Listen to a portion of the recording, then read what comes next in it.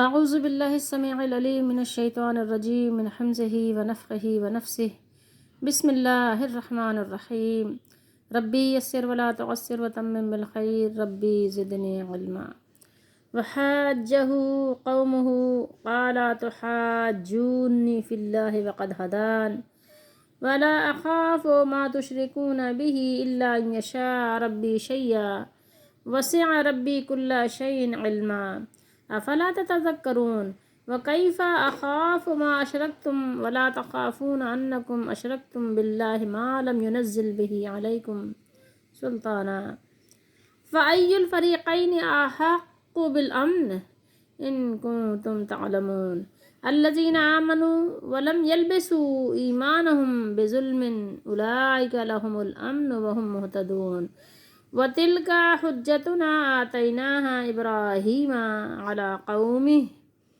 نَرْفَعُ دَرَجَاتٍ مَّن نَّشَاءُ إِلَّا إِنَّ رَبَّكَ حَكِيمٌ عَلِيمٌ۔ یہ 4 آیات ہیں 80 سے 83 سورہ مائدہ 7واں سپارہ۔ اور اس کی قوم نے اس سے جھگڑا کیا۔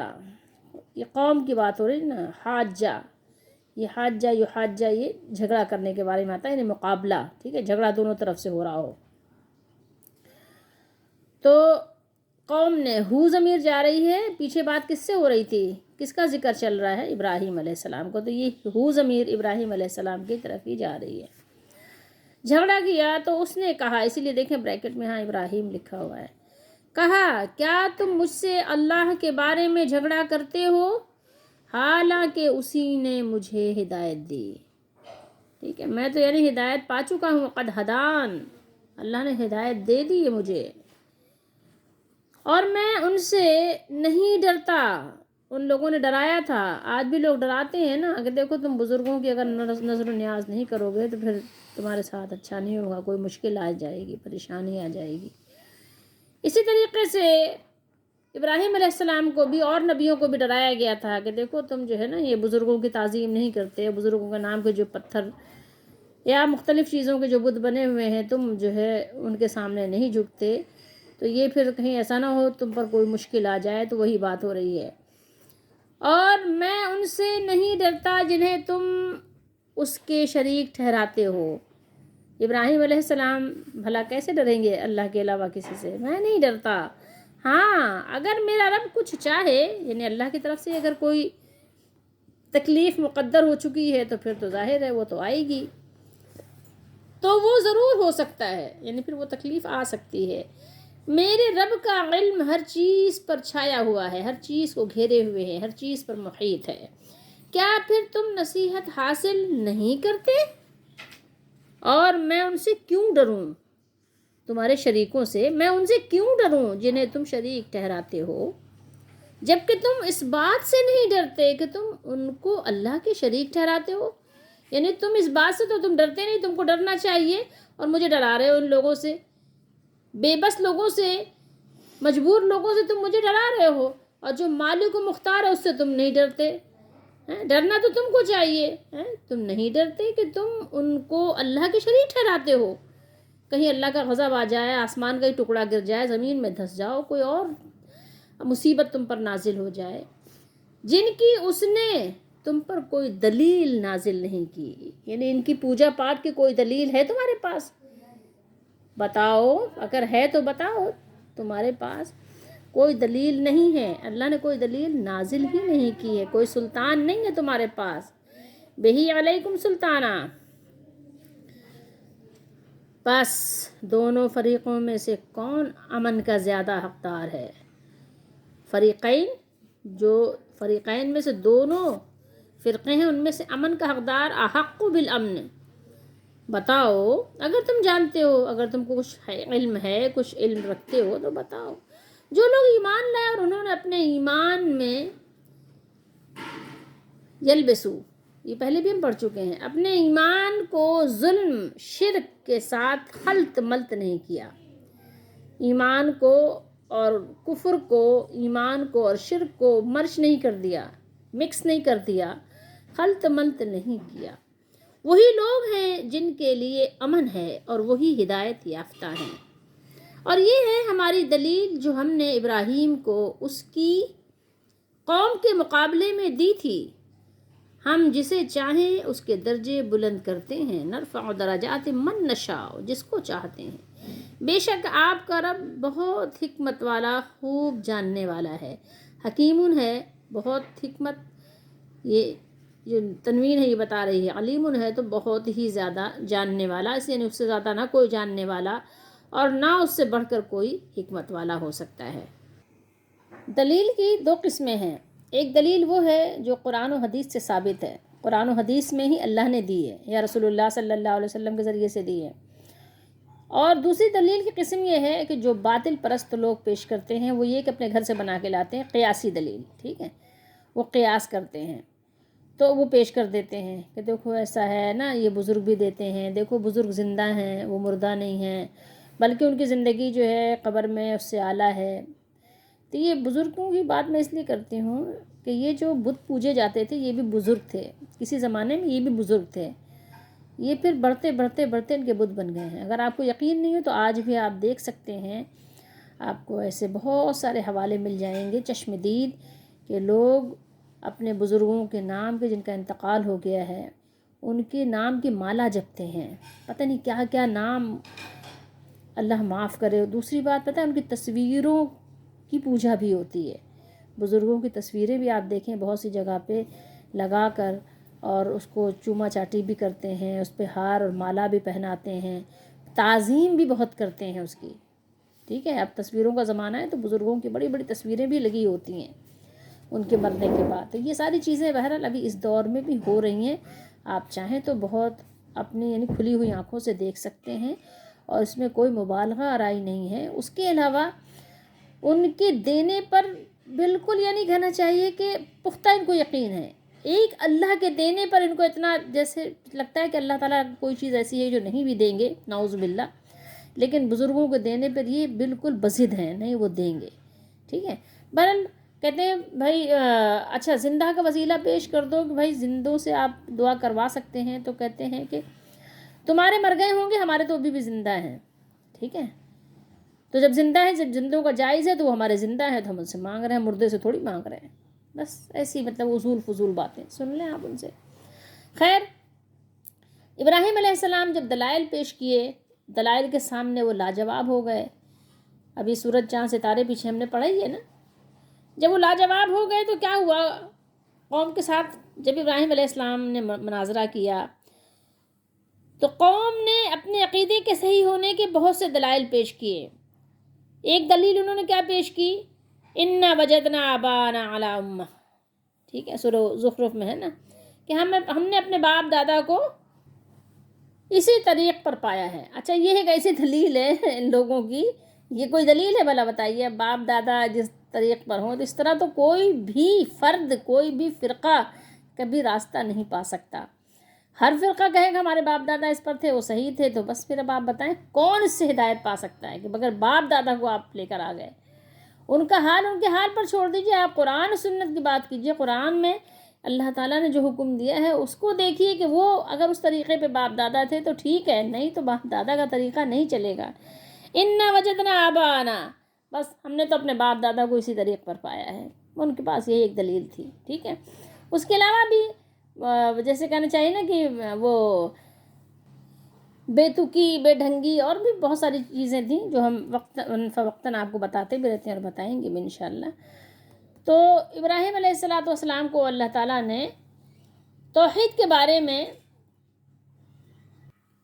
کامل بصیرت عطا فرما دی تھی اور ہدایت بھی عطا فرما دی تھی، ٹھیک ہے۔ جیسے کہتے ہیں نا شرح صدر حاصل ہو کسی کو تو وہ ظاہر سب سے زیادہ کس کو حاصل ہوتا ہے، انبیاء کو حاصل ہوتا ہے۔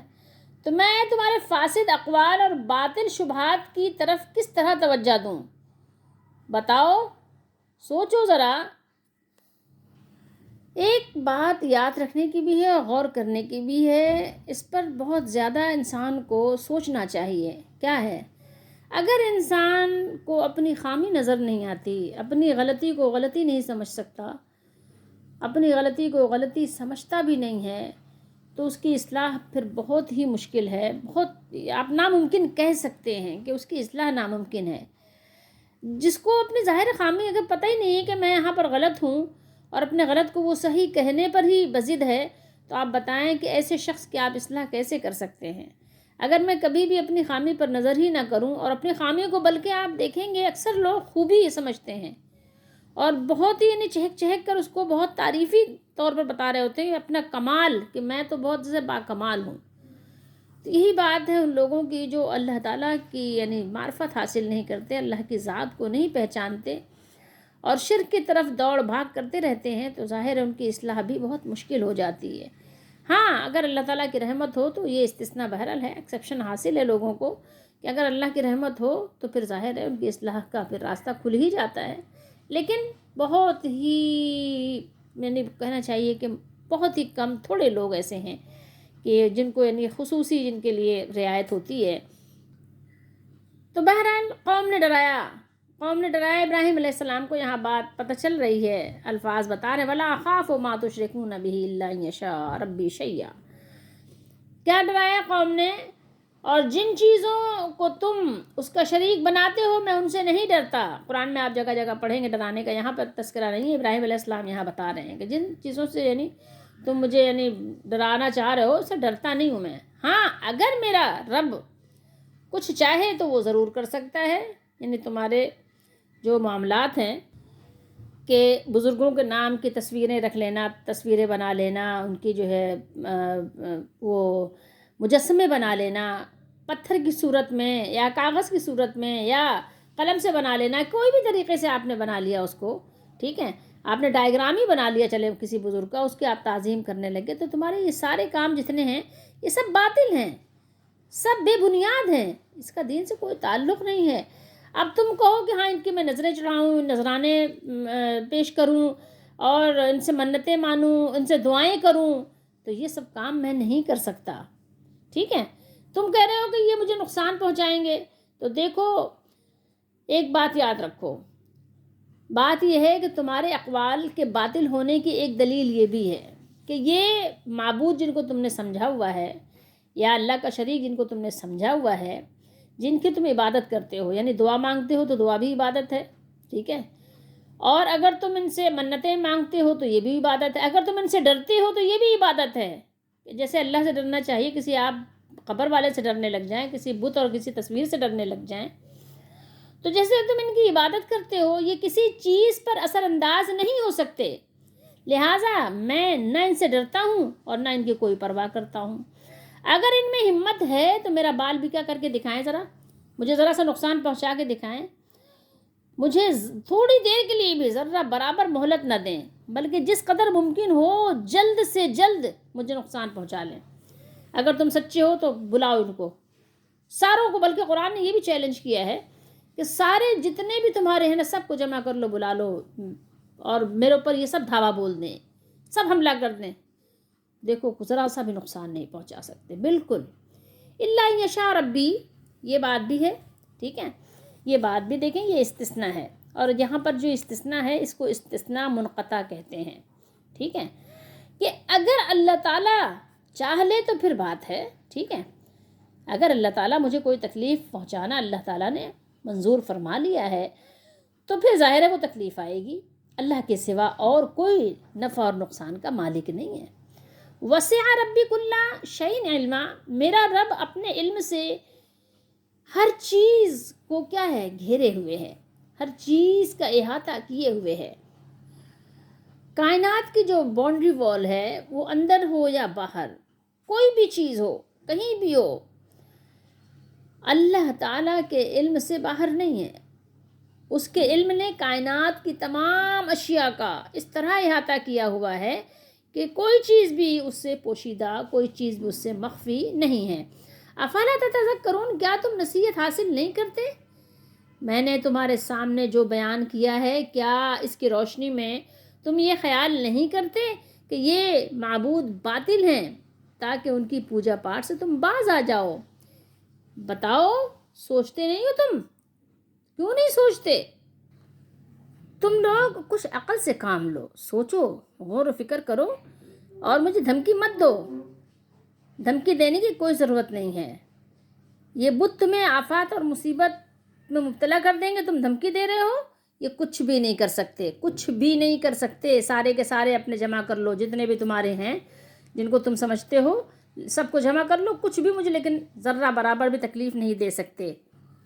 جب انہوں نے اپنے گھر کی پہلی دلیل پیش کی کہ باپ دادا، کیا ہمارے باپ دادا غلط تھے؟ باپ دادا ہمارے اسی طریق پر تھے.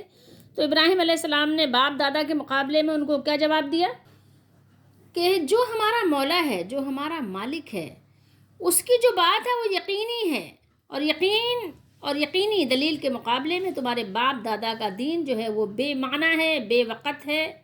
ٹھیک ہے. اور جب انہوں نے اپنے بنائے ہوئے بزرگوں کے بارے میں دھمکی دی تو ابراہیم علیہ السلام نے فرمایا کہ تمہارے بت اور جھوٹے تمہارے یہ بنائے ہوئے بزرگ میرا کچھ نہیں بگاڑ سکتے. وَكَيْفَ أَخَافُ مَا أَشْرَكْتُمْ. ذرا غور کیجئے، بھلا میں ان چیزوں سے جن کو تم اللہ کا شریک بناتے ہو کیوں کر ڈروں؟ کیسے ڈروں؟ کیوں ڈروں؟ یعنی میں ان بتوں سے کیوں کر ڈر سکتا ہوں؟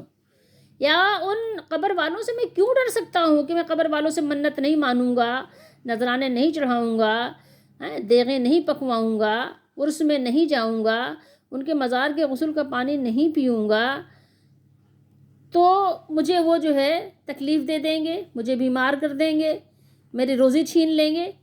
تم مجھے اس سے ڈراتے ہو، میں اس سے کیسے ڈر سکتا ہوں؟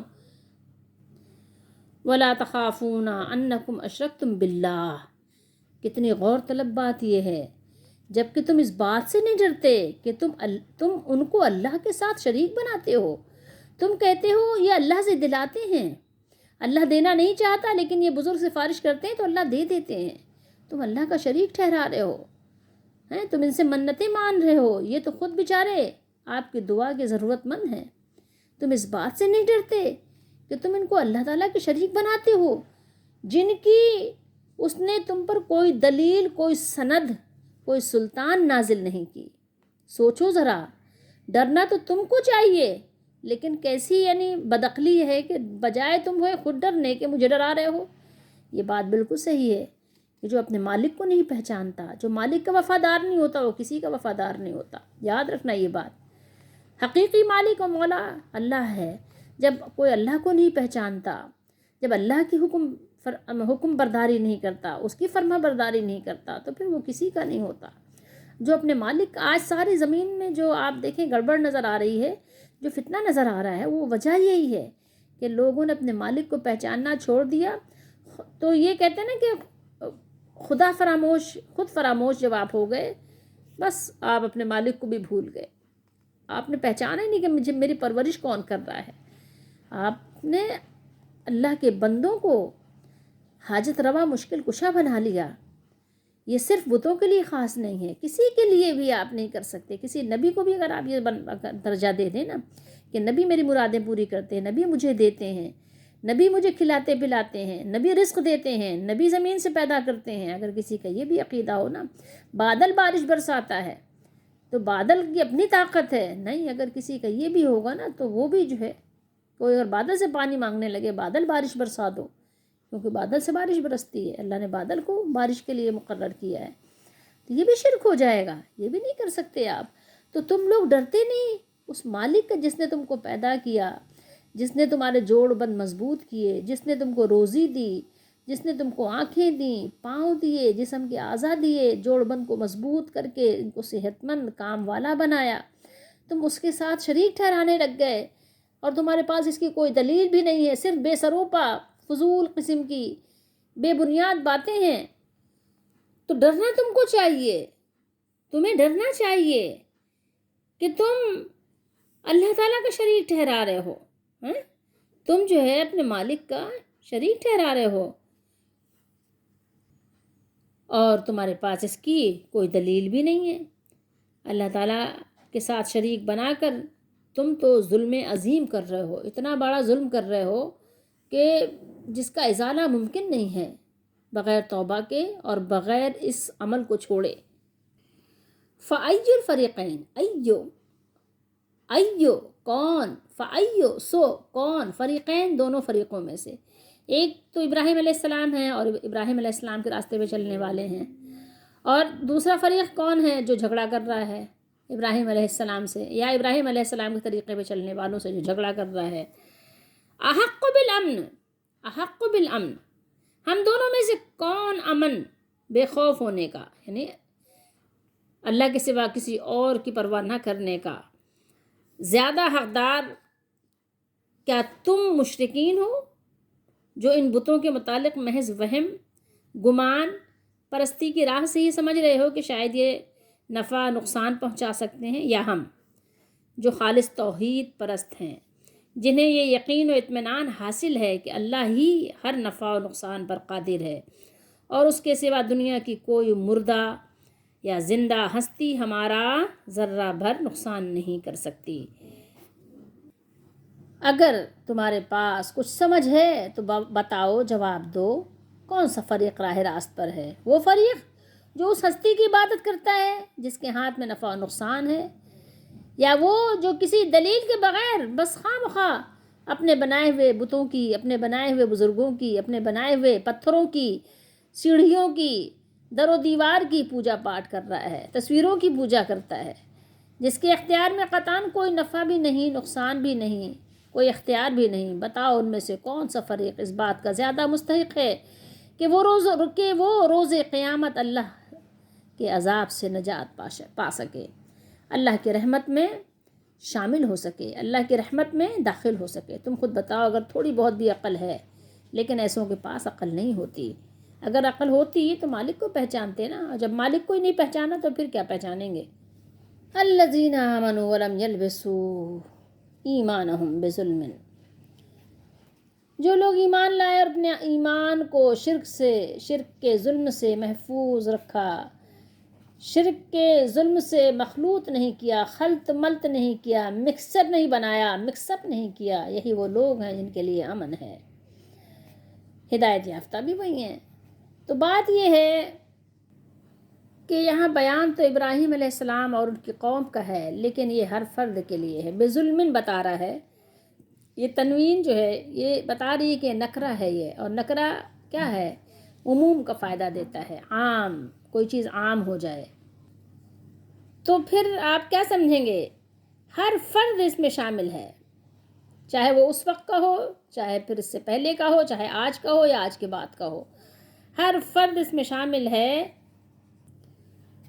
قرآن مجید کی یہ آیت ان آیتوں میں سے ہے کہ جس کے سمجھنے میں صحابہ کرام رضی اللہ تعالیٰ عنہم کو تھوڑا سا کہنا چاہیے مغالطہ ہوا تھا، ٹھیک ہے. لیکن دیکھیے یہ ان لوگوں کے لیے بھی اس میں سبق ہے جو لوگ کہتے ہیں قرآن خود مت پڑھو، خود سمجھو گے نہیں، سمجھ پاؤ گے، گمراہ ہو جاؤ گے. صحابہ کرام جب یہ آیت نازل ہوئی تو عبداللہ بن مسعود رضی اللہ تعالیٰ عنہ فرماتے ہیں کہ ان پر یہ آیت بہت شاق گزری، یہ مضمون شاق گزرا، لیکن نبی کریم صلی اللہ علیہ وسلم نے ان کو پھر بھی یہ نہیں فرمایا کہ دیکھو قرآن خود نہیں پڑھو، نہیں تو سمجھ نہیں پاؤ گے. ٹھیک ہے، کبھی کوئی ایسی آیت آ جاتی ہے جو سمجھنے میں دشواری ہوتی ہے، لیکن اس کا مطلب یہ تھوڑی کہ قرآن کا ترجمہ پڑھنا چھوڑ دو. عرب تو عربی ہیں تو عربی سمجھتے ہیں، ٹھیک ہے، تو کیا ان کو منع کرو گے قرآن نہیں پڑھو، تم نہیں سمجھ سکتے، اس لیے پڑھو ہی نہیں؟ اب ظاہر ہوتا ہے عربی مت نہیں پڑھیں گے، ان کو ترجمے کی ضرورت نہیں، اس لیے کہ ظاہر ہے ان کی تو لینگویج ہے، ان کی تو زبان ہے، وہ تو ہر بات کو جانتے ہیں کہ کیا بیان ہو رہا ہے. ہاں جیسے کہ یہ آیت صحابہ کرام کو سمجھنے میں تھوڑا سا مغالطہ ہو گیا تو ایسے مغالطہ ہو سکتا ہے کہیں پہ بھی. لیکن آپ یہ بتائیے کہ جب عربی قرآن پڑھیں گے اور ان کو ظاہر سمجھ آتی ہے تو اجمی بھی ترجمہ پڑھ سکتے ہیں نا، کیوں روک رہے ہیں ترجمہ پڑھنے سے؟ کیوں روک رہے ہیں؟ اس لیے کہ آپ کی دکانیں بند ہو جائیں گے. روکیے مت کسی کو ترجمہ پڑھنے سے، پڑھنے دیجئے. ترجمہ لکھا اسی لیے گیا ہے، اردو میں ہر زبان میں ترجمہ لکھا گیا ہے تاکہ لوگ پڑھیں اور اس سے فائدہ حاصل کریں. تو بہرحال ہم آپ کو بخاری شریف دکھاتے ہیں، کتاب التفسیر، باب قولہ ولم یلبسوا ایمانہم بظلم، حدیث نمبر 4629. جو لوگ ایمان لائے اور انہوں نے اپنے ایمان کو ظلم سے خلط ملط نہیں کیا. حضرت عبداللہ بن مسعود رضی اللہ تعالیٰ عنہ نے بیان کیا کہ جب یہ آیت ولم یلبسوا ایمانہم بظلم نازل ہوئی تو صحابہ کرام رضی اللہ تعالیٰ عنہم نے کہا، ہم میں کون ہوگا جس کا دامن ظلم سے پاک ہو؟ ظلم سے پاک ہو، ظلم یعنی ظاہر کہیں نہ کہیں کسی نہ کسی انداز سے انسان کر ہی دیتا ہے. کبھی اپنے گھر میں، کبھی اپنی جان میں، کبھی اپنے گھر سے باہر، کوئی بھی اس سے پاک تو نہیں ہے، انسان ہے، نسیان کا مریض ہے، خطا کا پتلا ہے، خطا تو ہو جاتی ہے، ظلم و زیادتی تو انسان سے ہو جاتی ہے، تو کون ایسا ہے جس کا دامن پاک ہو؟ تو اس پر یہ آیت اتری، آیت نازل ہوئی، بے شک شرک ظلم عظیم ہے، ان الشرک لظلم عظیم۔ تو صحابہ کرام کو جو دھوکہ لگا تھا وہ یہی تھا کہ ظلم سے مراد انہوں نے عام سا ظلم سمجھ لیا تھا، لیکن ظلم سے مراد یہاں کیا تھا؟ شرک ہے، ٹھیک ہے؟ تو شرک سے صحابہ کرام پاک تھے، اس لیے صحابہ کرام کے لیے تو بشارت تھی، بتایا ان لوگوں کو گیا ہے کہ جو لوگ شرک کرتے ہیں۔ تو اب وہ لوگ جو ڈراتے ہیں کہ دیکھو تم نے اگر 11ویں نہیں کی نا تو تمہیں نقصان اٹھانا پڑے گا، ابھی ہمارے دور میں بھی یہ باتیں مشہور ہیں، ٹھیک ہے؟ کلمہ گو ہیں، پیر پرست ہیں، توحید کا دعویٰ ضرور کرتے ہیں لیکن توحید سے دور دور کا کوئی تعلق نہیں ہے۔ کہتے ہیں کہ جو شخص بڑے پیر کی 11ویں چھوڑ دے اس کا بیٹا یا بھینس مر جاتی ہے، یا کوئی اور نقصان پہنچ سکتا ہے، بیمار بھی ہو سکتا ہے، چوری بھی، اس کا مال چوری بھی ہو سکتا ہے۔ تو ان کے لیے بھی یہی جوابات ہیں جو جوابات ابراہیم علیہ السلام نے اپنے قوم کو دیے تھے۔ صحابہ کرام رضی اللہ تعالیٰ عنہم اہل زبان تھے، بظلمن کی یہ جو میم دو زیر من ہے اس کی تنوین کی وجہ سے وہ یہ سمجھے کہ شاید ہر ظلم کی بات ہو رہی ہے، جس طرح کا بھی ظلم ہو، لیکن یہ بات ہے کہ انہوں نے بات اپنے تک نہیں رکھی بلکہ اپنے ہادی اور مرشد کے پاس بات لے کر آئے اور بات کلیئر ہو گئی۔ لیکن بظلمن اگر آپ یہاں پر عام اس کو لیں گے تو یہ ہے کہ کوئی بھی اگر کرے گا شرک، کوئی بھی کرے گا تو اس کے لیے امن نہیں ہے، شرک کوئی بھی کرے گا، ٹھیک ہے؟ اور اگر اس کی تنوین کو خاص کر لیں، تعظیم کے لیے سمجھ لیں تو بات یہ ہوگی کہ سب سے بڑا ظلم جو شرک ہے، ٹھیک ہے، اگر وہ کیا کسی نے تو بس اس کو معافی نہیں ہے۔ تو پھر قرآن مجید کو سمجھنے کے لیے آپ کے پاس حدیث شریف کا ہونا بھی ضروری ہے، رسول اللہ صلی اللہ علیہ وسلم کے اقوال، صحابہ کرام کی سمجھ فہم آپ کے سامنے ضرور ہونی چاہیے تاکہ آپ اچھی طرح قرآن مجید کو سمجھ سکیں۔ تو یاد رکھیے یہاں پر اس آیت مبارکہ کی روشنی میں کہ امن و سکون اور ہدایت ایسے خالص ایمان ہی سے حاصل ہو سکتے ہیں جن میں توحید کے ساتھ کسی قسم کے شرک کی ملاوٹ آمیزش نہ کی گئی ہو۔ جو قوم خالص ایمان اور خالص توحید سے محروم اور کسی بھی قسم کے شرک میں مبتلا ہو اسے کسی صورت امن و چین اور ہدایت نصیب نہیں ہو سکتی۔ بہت افسوس کی بات ہے کہ مسلمانوں نے خالص توحید کو چھوڑ کر اور قبروں اور آستانوں کی پرستش کو شروع کر کے، اللہ ماشاء اللہ جس کو اللہ تعالیٰ نے اپنی رحمت میں ڈھانپ لیا، لازمی بات ہے کہ ہر عمل کا ایک رد عمل ہوتا ہے۔ جب لوگوں نے توحید چھوڑ دی تو پھر اس کا رد عمل کیا ہوا؟ اس کے نتیجے میں پورا عالم اسلام جس کو کہا جاتا ہے ذلت و مسکنت کا نشانہ بن گئی۔ اب نہ کہیں امن ہے، نہ ہدایت نظر آتی ہے۔ جو اللہ تعالیٰ کی توحید اور اس کے احکام کی حکمرانی کا نام ہے، اس کا علاج اس کے سوا کچھ نہیں کہ امت مسلمہ دوبارہ خالص توحید کی طرف پلٹے اور صرف اپنے رب کے آستانے پر کیا کرے؟ اپنا سر جھکائے، وہیں پر اپنا سر تسلیم خم کر دے۔ مسند احمد میں بھی ایک حدیث شریف ہے کہ جب یہ آیت نازل ہوئی الذین آمنوا ولم یلبسوا، تو صحابہ کرام رضی اللہ تعالیٰ عنہ پر بہت گراں گزری اور انہوں نے عرض کی، اے اللہ کے رسول صلی اللہ علیہ وسلم، ہم میں سے کس نے اپنے آپ پر ظلم نہیں کیا؟ آپ صلی اللہ علیہ وآلہ وسلم نے ارشاد فرمایا، انہو لیس الذی تعنون علم تسمعوا ما قال العبد الصالح، اس سے یہ مراد نہیں، کیا تم نے وہ بات نہیں سنی جو اللہ کے نیک بندے لقمان علیہ السلام نے کہی تھی؟ یا بنیا، کس میں کہی تھی؟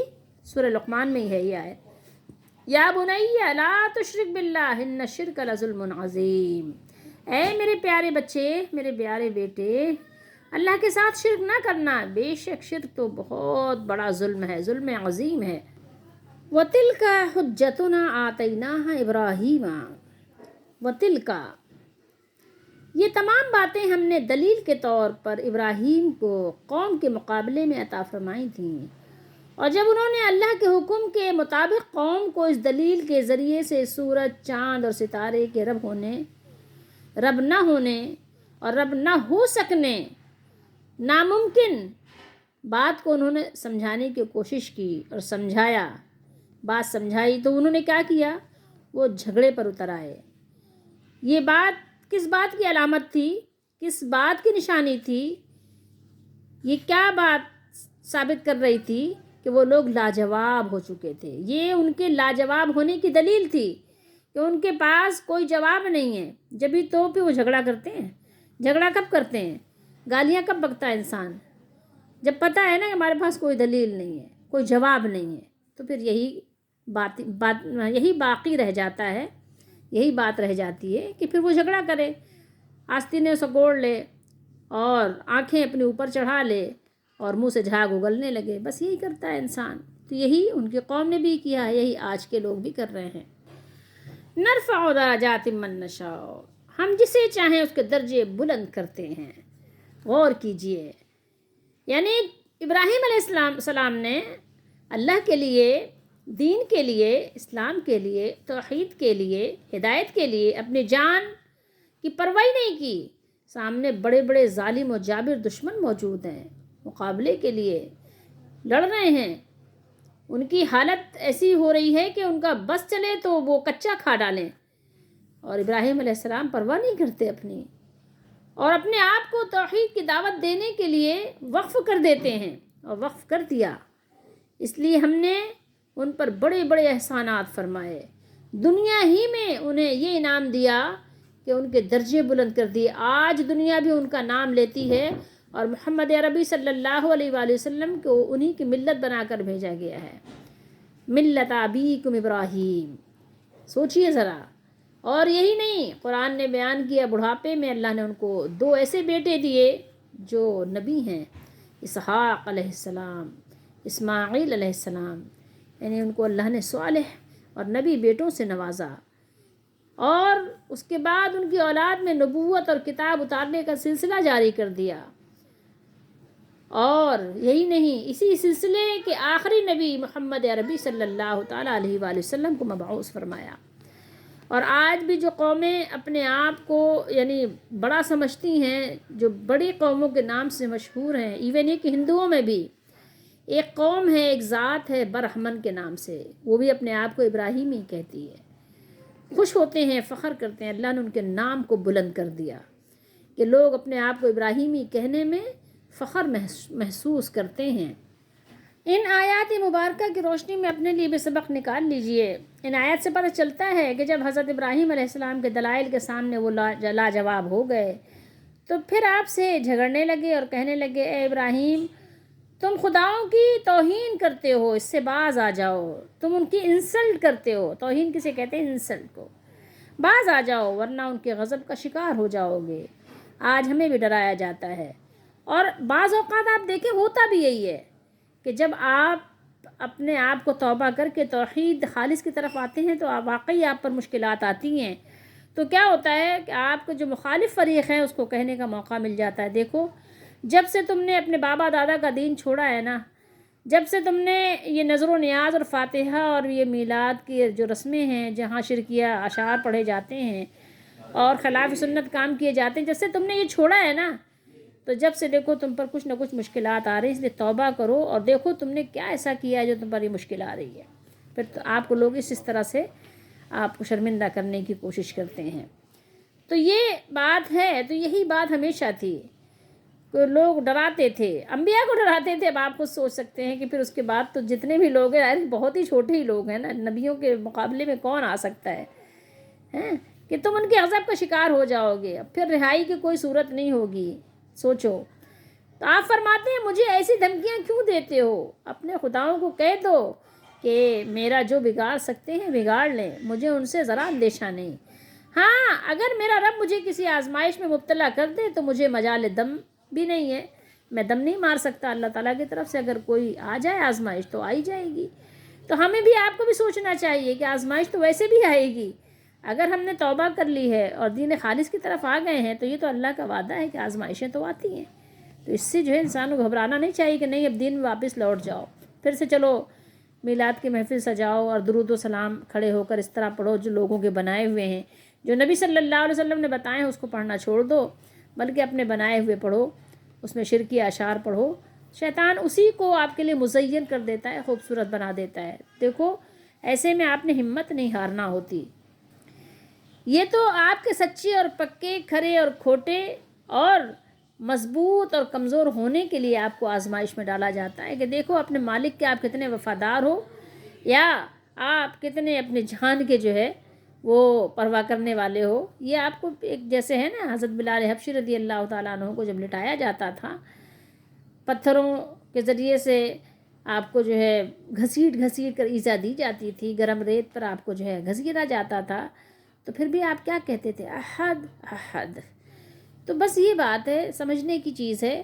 تو آزمائشیں تو آتی ہیں، کس پر نہیں آتی. ایون یہ کہ آپ دنیا میں کوئی بھی قوم دیکھ لیں، آپ کافروں کو دیکھ لیں، کوئی بھی ایسا نہیں ہوگا جو کہے کہ نہیں بھائی ہم تو بالکل چین کی بانسری بجا رہے ہیں، ہمیں تو کوئی تکلیف ہے ہی نہیں دنیا میں، ہم تو بالکل پرامن ہیں. ایسا نہیں ہے. اگر کوئی ایسی قوم دنیا میں مل جائے نا کہ جس کو کوئی تکلیف نہ ہو، بالکل امن کے ساتھ ہی ہو، تو ایک تو یہ کہ زمین میں بہت بڑا فساد برپا ہو جائے گا، دوسرے سے سب اسی دین میں چلے جائیں گے، سب ایک ہی قوم بن جائیں گے. ایسا لیکن نہیں ہے. ہر قوم میں آپ کو ایسے لوگ ملیں گے جن کے ہاں کسی کے ہاں بیٹا ہوگا، بچے ہوں گے، کسی کے ہاں نہیں ہوں گے، کوئی بوڑھا ہوگا، کوئی جوان ہوگا، کوئی جلدی مر جاتا ہوگا، کوئی دیر سے مرتا ہوگا، کوئی غریب ہوگا، کوئی امیر ہوگا، کوئی اپاہج ہوگا، کوئی جو ہے ہینڈی کیپ ہوگا، کوئی نارمل ہوگا. ہر قوم میں آپ کو ملیں گے اس طرح کے. یہ کوئی معیار نہیں ہے صحیح اور غلط ہونے کے. صحیح غلط ہونے کا معیار یہ ہے کہ آپ جو اللہ کی کتاب ہے اس کے مطابق آپ اپنے آپ کو چیک کرو. تو ابراہیم علیہ السلام نے اور تمام نبیوں نے، اور نبیوں کو بھی دھمکیاں دی گئی تھیں، تو انہوں نے تو بس صاف جواب دیا تھا. تو اسی طریقے سے ابراہیم علیہ السلام نے اپنا جو ان کا سلسلہ تقریر تھا انہوں نے شروع رکھا، جاری رکھا، اور کہا کہ ڈرنا تو تمہیں چاہیے جو معبود برحق ایک اللہ وحدہ لا شریک کو چھوڑ کر، اس سے منہ موڑ کر باطل خداؤں کی چوکھٹ پر سرفگندہ ہو، وہیں پہ اپنا سر جھکائے ہوئے ہو. میں کیوں ڈروں جو سیدھے راستے پہ چل رہا ہوں. تو مجھے اور آپ کو بھی نہیں ڈرنا چاہیے. جو قرآن و سنت پہ چلتے ہیں ان کو نہیں ڈرنا چاہیے. ہاں ان کو ڈرنا کس سے چاہیے؟ اپنے مالک سے، کہ مالک ہمارا یہ عمل قبول کر لے، ہمیں ہر طرح کی گمراہی سے بچا لے. کہیں میں گمراہ نہ ہو جاؤں اس بات سے ڈرنا چاہیے، کہیں اللہ کی رحمت سے دور نہ ہو جاؤں اس بات سے ضرور ہر وقت ڈرنا چاہیے. آیت نمبر 83 میں ایک چیز اور بھی غور کرنے کی ہے. وَتِلْكَ حُجَّتُنَا آتَيْنَاهَا إِبْرَاهِيمَ. یہاں ایک چیز اور آپ غور کریں کہ اس آیت میں اللہ نے فرمایا ہماری دلیل تھی اور ہم ہی نے ابراہیم کو عطا فرمائی تھی. وہ دلیل جسے اللہ تعالیٰ اپنی فرما رہے ہیں، اس کی عظمت و جلالت کا کیا کہنا. کفر و شرک کی اس اندھیر نگری میں جس ہستی کو اس دلیل سے سرفراز فرمایا گیا، اس کی رفعت و شان کی کیا حد ہوگی. سوچئے تھوڑی دیر کے لیے. تو آپ اور ہم جب توحید خالص پر عمل کریں گے تو اللہ تعالیٰ ہمارے بھی سینوں کو شرح کر دیں گے، ہمارے بھی دلوں کو روشن کر دیں گے، ہمیں بھی وہ سمجھ عطا فرما دیں گے کہ ہمیں بھی قرآن و سنت سمجھ آنے لگے، توحید کی باتیں سمجھ آنے لگیں. ہمیں سمجھنا چاہیے. قرآن و حدیث کے دلائل اگر ہمیں سمجھ آتے ہیں تو پھر ہمیں اپنے مالک کا شکر ادا کرنا چاہیے. نہیں سمجھ آتے تو پھر ہمیں ڈرنا چاہیے. تو دیکھیے سب سے پہلے کیا معاملہ ہے، اپنے مالک کے وفادار ہو جائیں. جو لوگ اپنے مالک کے وفادار ہو جاتے ہیں پھر وہ کیا ہوتے ہیں، اپنے مالک کے فرما بردار بھی ہو جاتے ہیں. اور جب اپنے مالک کے وفادار اور فرما بردار ہو جاتے ہیں تو پھر لوگوں کو ان کے ذریعے سے نفع اور فائدہ حاصل ہوتا ہے. پھر لوگ ان کے پاس بیٹھ کر کیا کرتے ہیں، فائدہ سکون حاصل کرتے ہیں.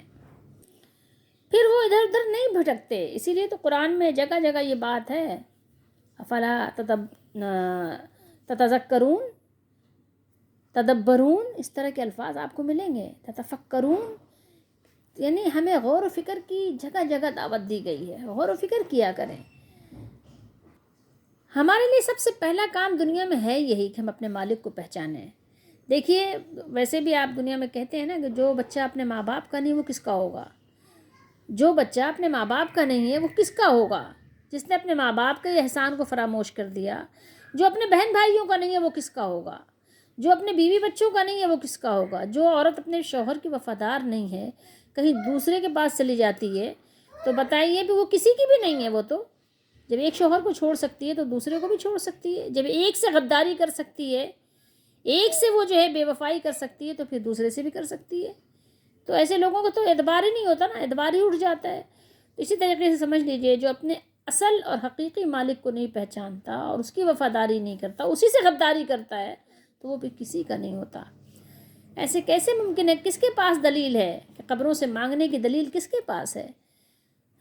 یہ تصویروں کی پوجا کرنے کی دلیل کس کے پاس ہے؟ کیا نبی صلی اللہ علیہ وسلم نے یہ دعوت دی تھی؟ کیا ایسا کچھ سبق دیا تھا؟ کوئی استثناء بتائی تھی کہ ہاں اللہ کے علاوہ بھی اور کوئی دیتا ہے؟ کوئی بھی نہیں ہے۔ اور اگر نبی علیہ السلام کی زندگی میں ایسے معاملات تھے بھی، وہ تو نبی علیہ السلام کے لیے خاص تھے نا، وہ زندگی کی آپ مثال دے رہے ہیں، اور ہم تو بعد از دنیا سے رخصت ہونے کی مثال پوچھتے ہیں، تو آپ کہتے ہو کہ تمہارے مر گئے ہمارے تو زندہ ہیں۔ یہ کوئی بات ہے؟ یہ کوئی دلیل ہے؟ بتائیے، یہ کوئی دلیل ہے؟ کیسی فضول باتیں ہیں۔ اللہ تعالیٰ ہم سب کو سمجھنے کی توفیق دے۔ تو سب سے پہلے اپنے مالک کو پہچانو، اپنے مالک کی وفاداری کرو۔ اگر اپنے مالک کی وفاداری نہیں کرتے تو تم پھر بالکل سمجھ لو کہ بے وقت ہو، بے قدر ہو، تمہاری کوئی حیثیت، کوئی وقت اللہ کے نزدیک نہیں ہے۔ زمین پر بوجھ ہو، مر جاؤ گے تو زمین بھی اب کیا کرے گی؟ اللہ کا شکر ادا کرے گی۔ اور ایسے لوگوں کے مر جانے پر نہ زمین روتی ہے اور نہ آسمان روتا ہے، ورنہ اللہ کے نیک بندے جب دنیا سے جاتے ہیں تو ان کے لیے تو زمین و آسمان بھی افسردہ ہو جاتے ہیں۔ اللہ تعالیٰ ہم سب کو سمجھنے کی توفیق دے۔